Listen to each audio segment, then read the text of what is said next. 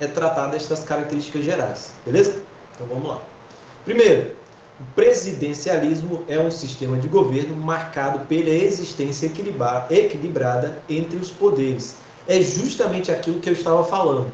Essa lógica de sistema de governo, ela se insere dentro daquela visão de Montesquieu. Então, quando eu falo da relação entre executivo e legislativo, é desse executivo, é desse legislativo aqui, ok? Que nós conversamos na aula passada, certo?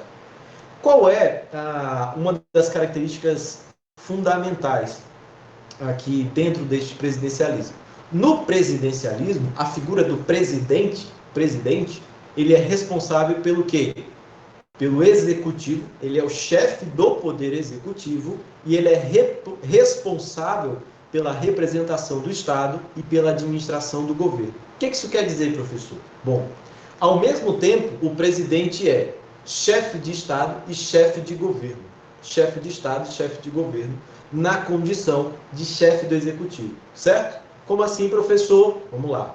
Uma coisa é ser chefe de governo. O governo, ele é responsável aqui justamente pela administração, pela organização, pela execução das políticas públicas, certo? Aquela responsabilidade legada justamente ao executivo, é a função típica do executivo. Como chefe de Estado, nós afirmamos que o presidente, ele é representante do Estado brasileiro, ele representa o Estado brasileiro. Então, quem é que assina um tratado internacional? Quem é que assina um tratado internacional? Quem é que vai lá quando tem viagem para o exterior? E aí, quem é que vai representando o Brasil em cúpulas entre chefes, né, de outros estados?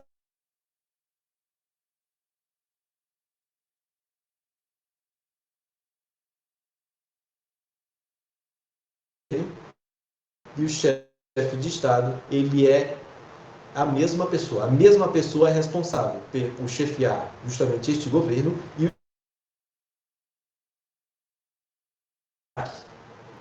para essa situação. Porque o ponto de distinção para o semipresidencialismo e para o parlamentarismo também vai se dar nesse sentido, entendeu?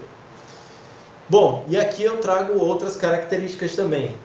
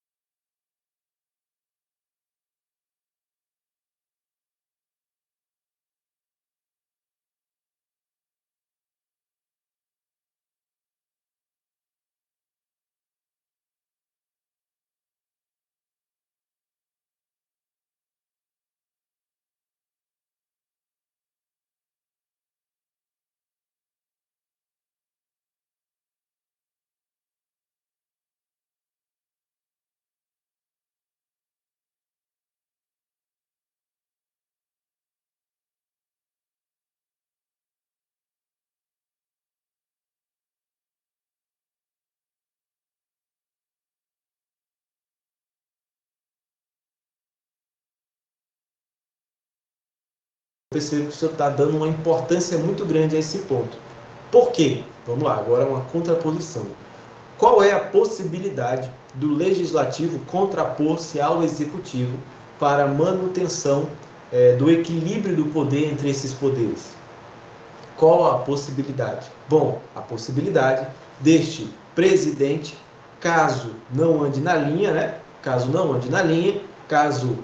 cometa um crime de responsabilidade, possa vir a ser destituído do cargo, certo? E quem faz isso é o legislativo, quem julga é o legislativo.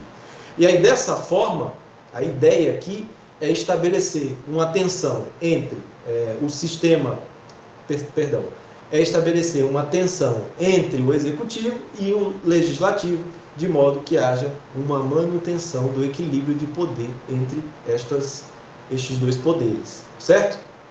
Poxa, professor, mas eu acho que isso não dá certo, não. Aí é outra questão, né? Aí é uma análise crítica. Mas a ideia por trás deste presidencialismo é justamente esse, né? Estas são as características gerais do presidencialismo, beleza?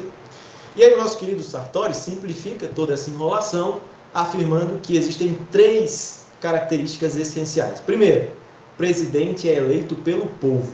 Ponto. Presidente é eleito pelo povo. Presidente esse que é o chefe do executivo, ok? Que acumula as funções governamentais e também as funções de Estado, ok? Chefe de Estado.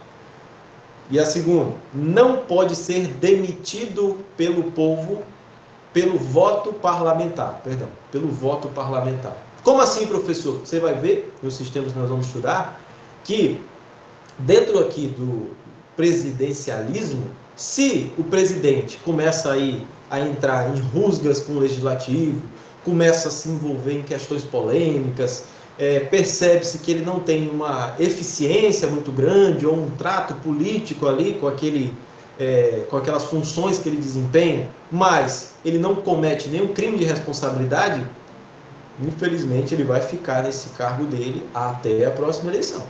Ele vai ficar no cargo dele até a próxima eleição. Poxa, professor, mas tá uma porcaria esse mandato. Ele vai ficar até a próxima eleição. Ponto. Por que eu estou falando isso?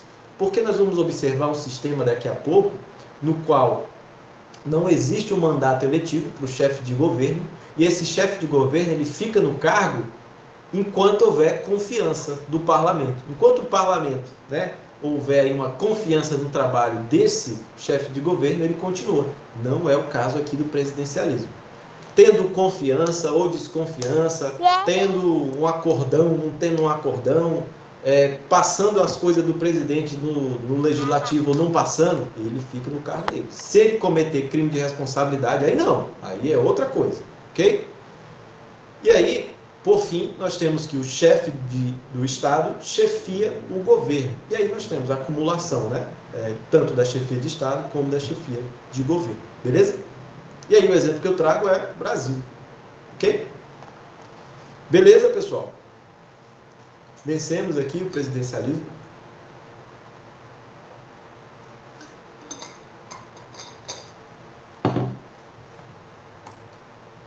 Parlamentarismo.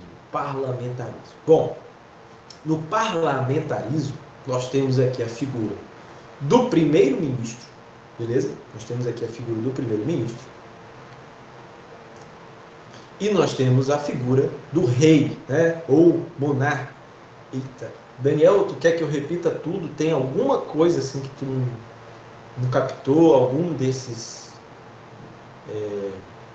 o item A, o B ou o C aqui das características essenciais? Posso só dar uma retomada aqui, mas em cima aqui das características essenciais. Se eu for repetir tudo aí, lascou-se. Vamos lá.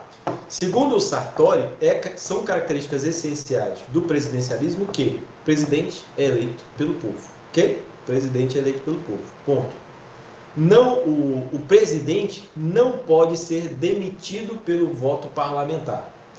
Caso haja uma desconfiança ou não haja um relacionamento muito salutar entre o chefe do executivo e o legislativo, de modo geral, nada pode ser feito. Havendo confiança ou não desconfiança, o presidente ele cumpre o mandato dele até o final. Ele vai cumprir o mandato dele até o final. Ponto.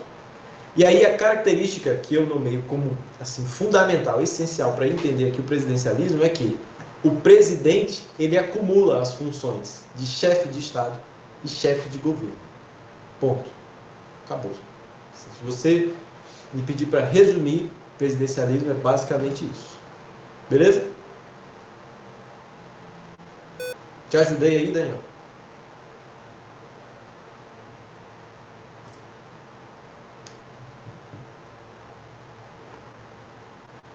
Bom, dando continuidade. Vamos lá. Lembra dessa última característica aqui, a C? Que o presidente acumula chefia de Estado, chefia de governo? Aqui no parlamentarismo é diferente. O parlamentarismo aqui é diferente, beleza? Aqui nós temos a figura do primeiro-ministro, ou do rei, Do rei aqui, o monarca. Perceba, qual é o papel do primeiro-ministro? O papel do primeiro-ministro é ser chefe de governo, ok? Ponto, chefe de governo. Qual é o papel desse rei, desse monarca? exercer a função de chefe de Estado. Chefe de Estado. Ponto. Acabou-se. Acabou-se. Ok? Acabou. Aí é característica essencial, fundamental. Né? As funções de chefe de governo, chefe de Estado, não são acumuladas pelo mesmo indivíduo. Pelo mesmo indivíduo. Mas quer outras características também? Eu dou outras características também. O primeiro-ministro aqui, ele é eleito pelo parlamento. Ele é eleito pelo parlamento. Certo? O mandato desse primeiro-ministro, ele é indeterminado. Ele é indeterminado.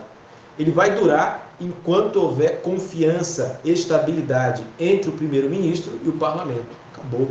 Acabou-se. Ok? E o parlamento? Bom, aí o parlamento não. O parlamento ele é eleito pelo povo. Ele é eleito pelo povo.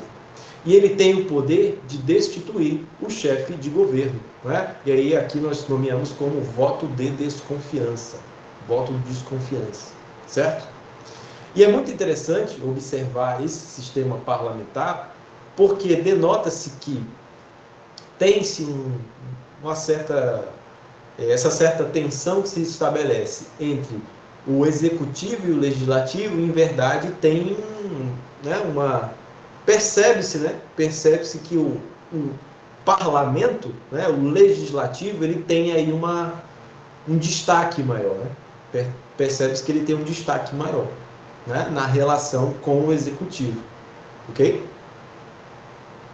Beleza? Essas são as características gerais. Ah, professor, mas eu vi que existe a Casa dos Comuns, a Casa dos Lordes, lá no parlamento inglês, e aí no parlamento inglês a Casa dos Lordes é composta por indicados do chefe de Estado, a Casa dos Comuns são justamente representantes do povo. Acabou. Não precisa entrar nessas minúcias. Não precisa entrar nessas minúcias. De forma alguma. Ok? Porque aí você vai entrar em particularidades desse estado, daquele estado, e aí seu estudo vai ser infinito, né? Então aí você vai fazer isso aí justamente se você estiver estudando lá o seu mestrado, seu doutorado, aí você pega aí um regime aí, um sistema de governo parlamentarista desse, aí você desdobra ele, entendeu? Mas aqui não, aqui eu quero que você fique com as características gerais. Bom? Ótimo. Semipresidencialismo. Bom, aqui no semipresidencialismo, nós temos um misto aí, né? Um misto entre o presidencialismo e o parlamentarismo. Como assim? Aqui nós temos a figura do presidente, afinal nós temos que é um semipresidencialismo, né? Então tem que ter um presidente. Nós temos a figura de um primeiro-ministro e nós temos um parlamento. Né? Nós temos um parlamento. Quem que está faltando aqui em relação ao parlamentarismo? Quem está faltando aqui? Nosso rei, né? Nosso monarca. Ok? E esse monarca, denota-se que ele foi substituído por quem? Pela figura do presidente. Olha que interessante. E aí nós temos aqui, presidente. Bom, o presidente é eleito pelo povo. Características gerais do semipresidencialismo. O presidente é eleito pelo povo. Ele tem mandato fixo, certo? Mas ele não é o indivíduo que acumula todas as funções, tanto de chefe de Estado como de chefe de governo. Ele não acumula todas as funções. Ele divide essas funções. Com quem? Com um primeiro-ministro. Certo? Esse primeiro-ministro, ele é nomeado pelo presidente. Certo? E esse primeiro-ministro é responsável por essas funções de governo. E qual o papel do parlamento? Bom, o parlamento ele é eleito pelo povo, né? Ele tem essa responsabilidade de criar leis, etc. e tal, funções típicas aí do legislativo. E, além disso, ele pode aprovar ou rejeitar o primeiro-ministro nomeado pelo presidente. Ele aprova ou rejeita o primeiro-ministro nomeado pelo presidente. Aí, se for rejeitado, aí tem que ser apresentado outro. Ok? Além disso, existe a possibilidade do parlamento ser dissolvido pelo presidente. O parlamento pode ser dissolvido pelo presidente. Pô, professor, é tão simples assim, do nada, cara, o presidente acordou lá, o Sarkozy acordou lá na França, vou dissolver o parlamento. Tá muito chato, eu não estou conseguindo passar nada lá, vou dissolver isso aí. Óbvio que não é simples dessa forma, né? Cada estado desse deterá a sua constituição, requisitos, obrigações específicas, gatilhos que poderão ser acionados, né? Certas discricionalidades ou não, né? Questões taxativas que devem ser observadas. E aí são meandros relativos especificamente lá à França, a Portugal, ok? Exato, ele indica outro, indica outro, indica outro. Por que o parlamento, aí a pergunta é, por que o parlamento pode rejeitar o primeiro-ministro nomeado?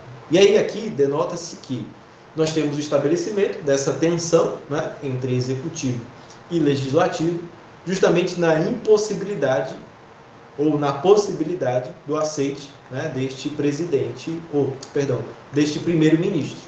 Né, e aí estabelece uma tensão entre estes dois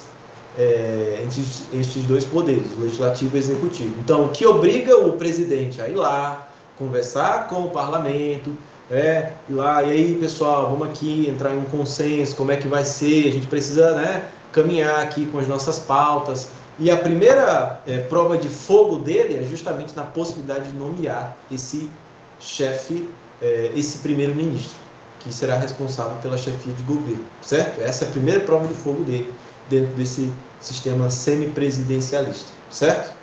E o parlamento sempre vai ficar ali naquela tensão, tendo em vista a possibilidade de ser dissolvido, na possibilidade dessa dissolução do parlamento. E aí, se o parlamento for dissolvido, vira aí uma autocracia, professor? Vai virar uma ditadura? Não, obviamente que não, né? Se houver aqui uma dissolução desse parlamento, haverão novas eleições.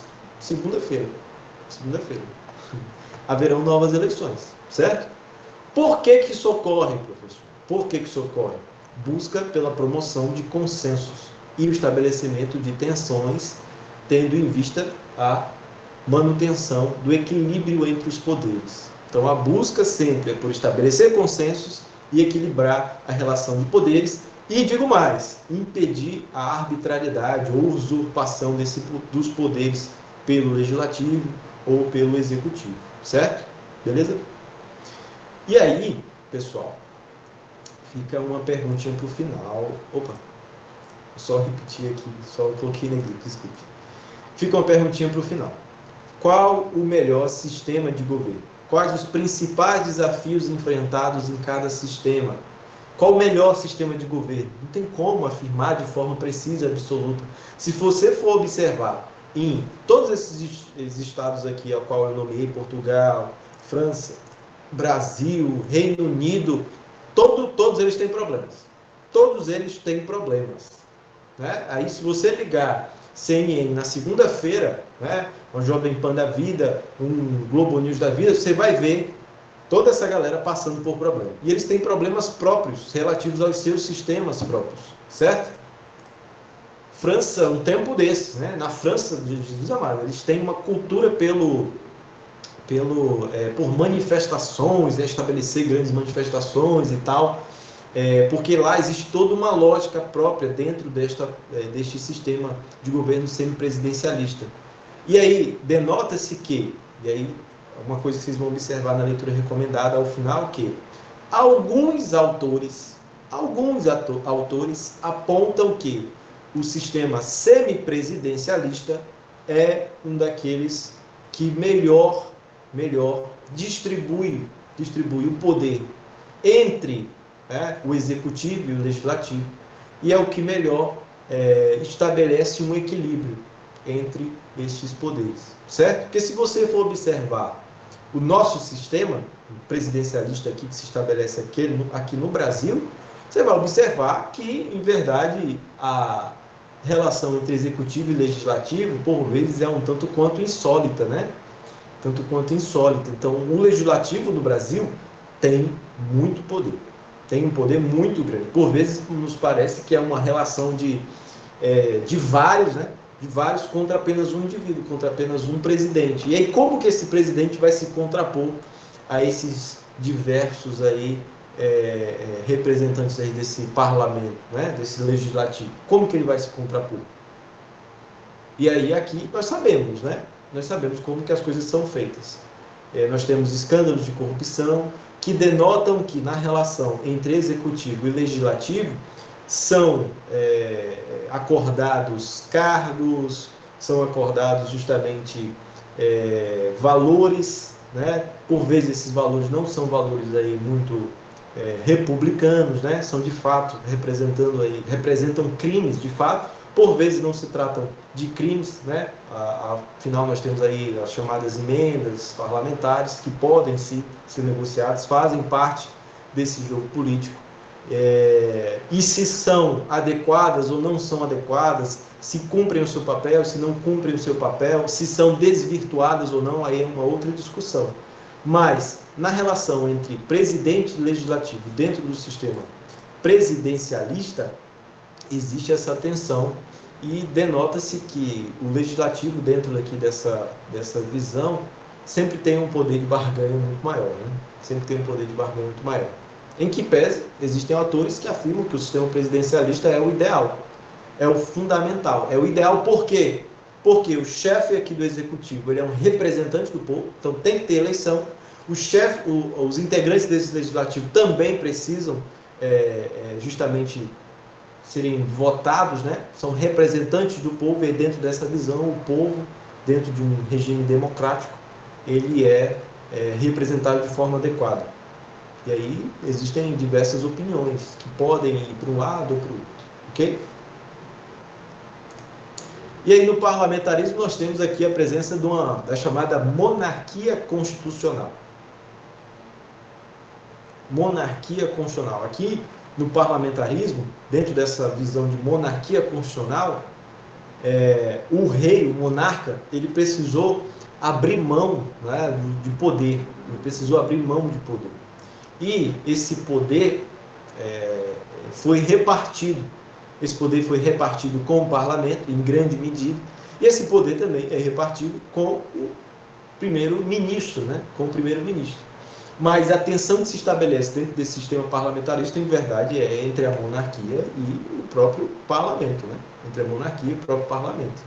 E o parlamento precisa sempre estar atento e zelando, né, pela manutenção do Estado democrático ali dentro daquele Estado que detém uma monarquia, né, e pela observância destes monarcas. A tensão que se estabelece, em verdade, é pela usurpação ou não do monarca do poder dentro desse parlamentarismo.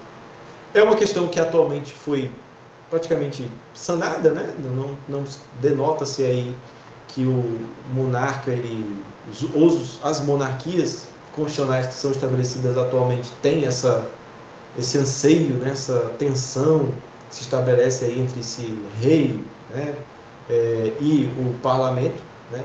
Acho que é algo que já foi sanado aí na história, mas no passado essa tensão era real e era uma preocupação latente, ok?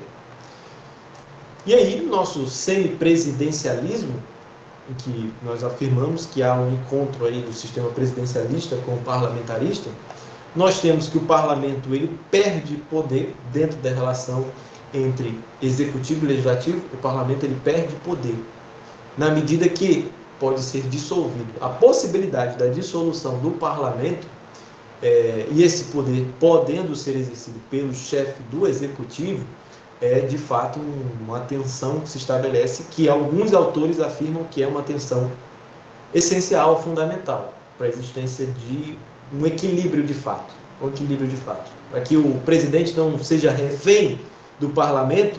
Não basta tão simplesmente o veto lá do presidencialismo, é necessário que haja a possibilidade da dissolução de fato do parlamento, certo? Mas essa dissolução não ocasionará a existência de uma ditadura, de forma alguma. Essa dissolução vai dar lugar ao quê? Para uma nova eleição. E novas eleições ocorrerão e o parlamento será preenchido por novos representantes. Ponto. Entendeu?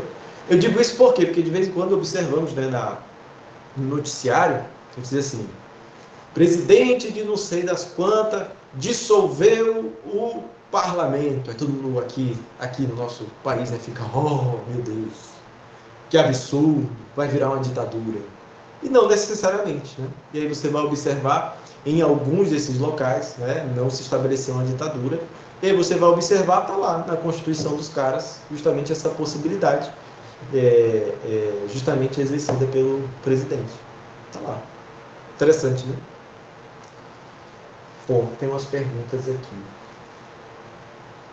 Nas características gerais do presidencialismo, segundo tem frente ao presidente, o mesmo é eleito pelo povo e o mandato do presidente também é fixo. Exatamente, né? No presidencialismo, no semipresidencialismo, e aí se você estabelecer uma correlação, o presidente é eleito pelo povo e ele tem mandato fixo.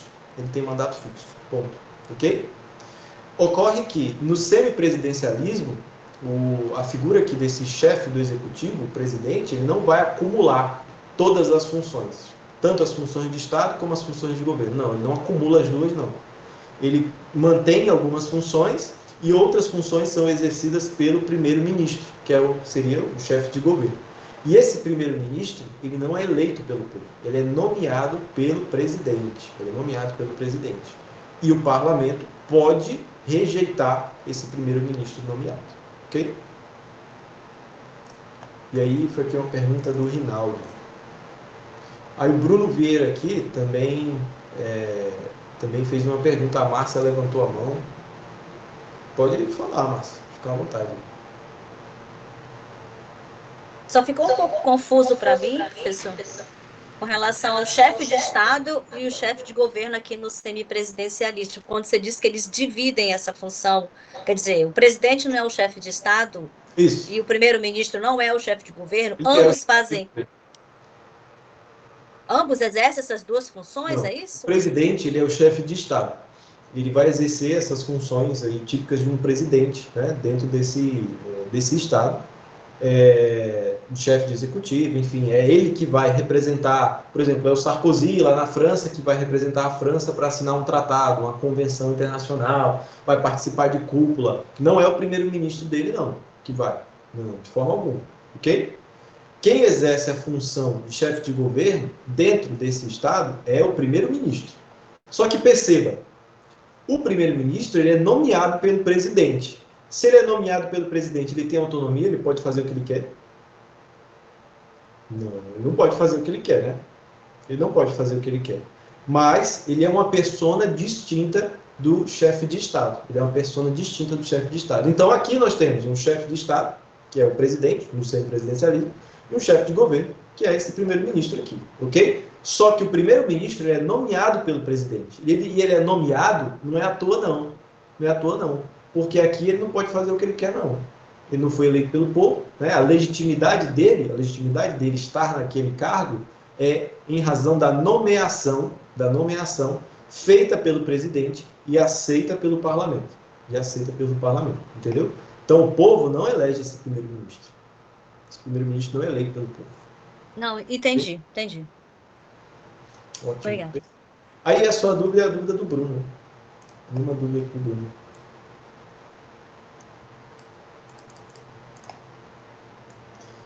Chefe de governo é uma coisa que o chefe de governo ele se preocupa. O chefe de governo ele vai se preocupar com a segurança pública. Nossa, está tendo muito roubo, assalto aqui na França, que absurdo. A segurança cada vez pior nesse estado. Minha Nossa Senhora, o que o governo está fazendo? O que o governo está fazendo? Aí quem é que tem que criar políticas públicas, perceba? Quem tem que criar políticas públicas para lidar com a segurança interna? A segurança interna é o chefe de governo, né? Ele vai criar lá o programa lá, segurança top da França, ou segurança máxima. Ele cria lá política pública.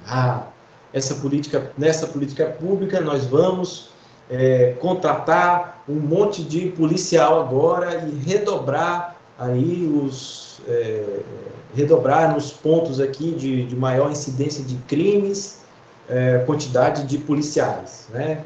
Aqui, agente de segurança pública, ponto. Aí nós vamos criar um canal de denúncia. Só que quem é que vai falar para a nação lá, o Estado francês, que está fazendo essas coisas? Quem é que vai assinar essa política pública? É o primeiro-ministro, entendeu? Nomeado pelo Sarkozy aqui, presidente. Ok? Presidente da França, porque a França tem um presidencialismo, beleza? Tem mais alguma questão, pessoal? O Bruno Vieira levantou a mão aqui. Professor, então, Cara, tá bem baixinho o teu áudio, eu não tô escutando. vou mandar aqui no chat, então, se for melhor. Tá ok, beleza.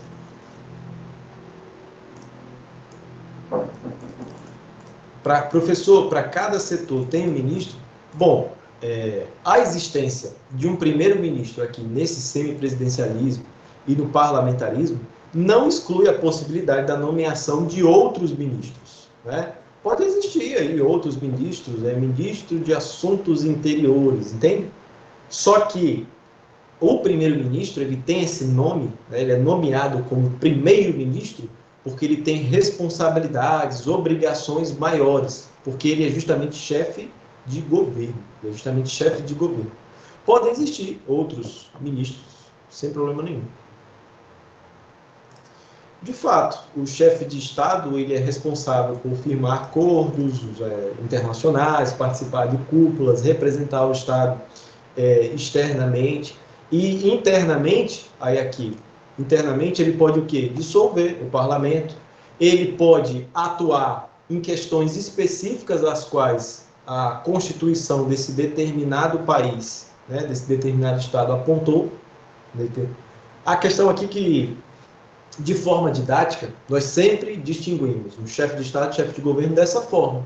Mas se você observar lá na França, o Sarkozy, o presidente, ele tem uma atuação bastante ativa. Ele não fica só, ele não é chamado só quando tem que viajar para uma cúpula, para um G20 da vida. Não, ele não fica. Ele tem algumas competências, mas aí são competências constitucionais. Ok?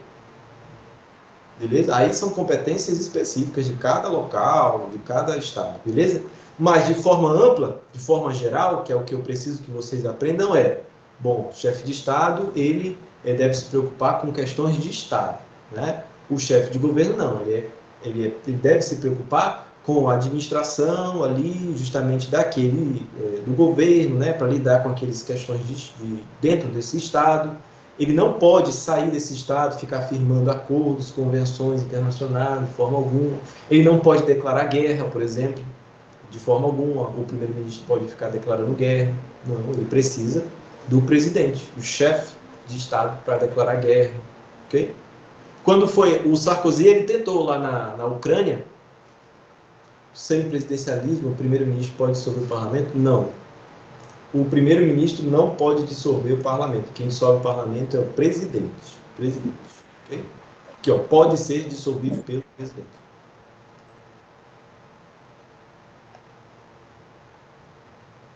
Beleza, meu povo?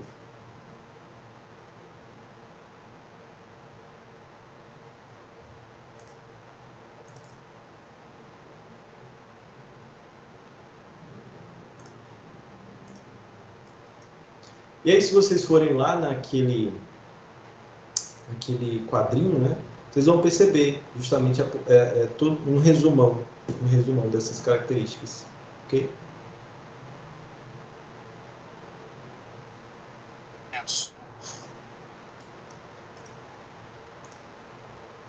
E fora o cadastro de reserva, dos que fizeram o concurso foram 1.199. Quero anunciar aqui a convocação.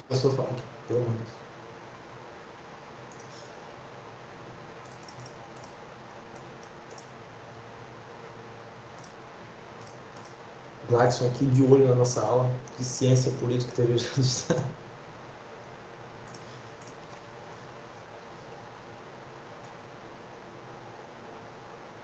Sim, ele é responsável justamente pelo governo, né? Ele cria as políticas públicas, ele administra os órgãos públicos.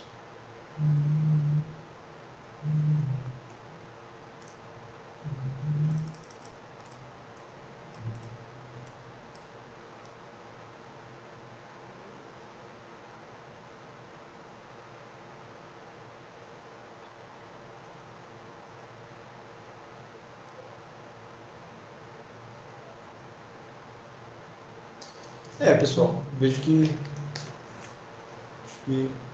esgotamos, né?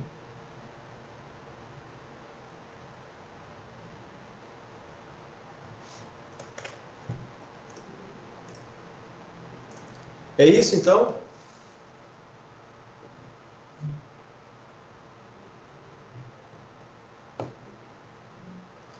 Não vou dar direcionamento, não.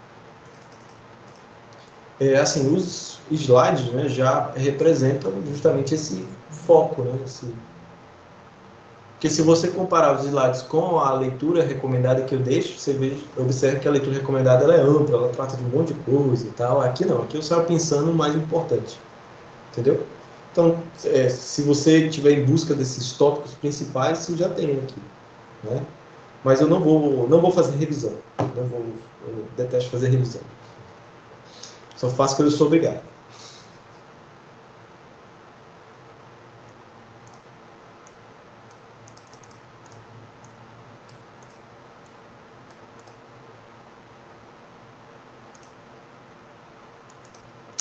Bom, pessoal, é isso então. Muito obrigado aí pela presença de todos. Eu achei que a aula seria bem curtinha de hoje, já. Tem leitura recomendada, deixei lá. Achei que a aula seria bem curtinha e tal, rapidinho a finalizar. São até poucos slides, mas acabou rendendo, né? Acabou rendendo. Valeu, pessoal. Muito obrigado aí pela participação. Ó, tivemos o quórum aí aumentou, foi para 93 pessoas. Boa noite, até mais. Até mais. Não deixe de acessar aí o vídeo novo do professor, olha aí, ó. Valeu, valeu.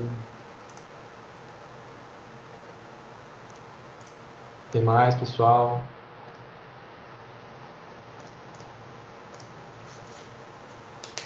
Até a próxima.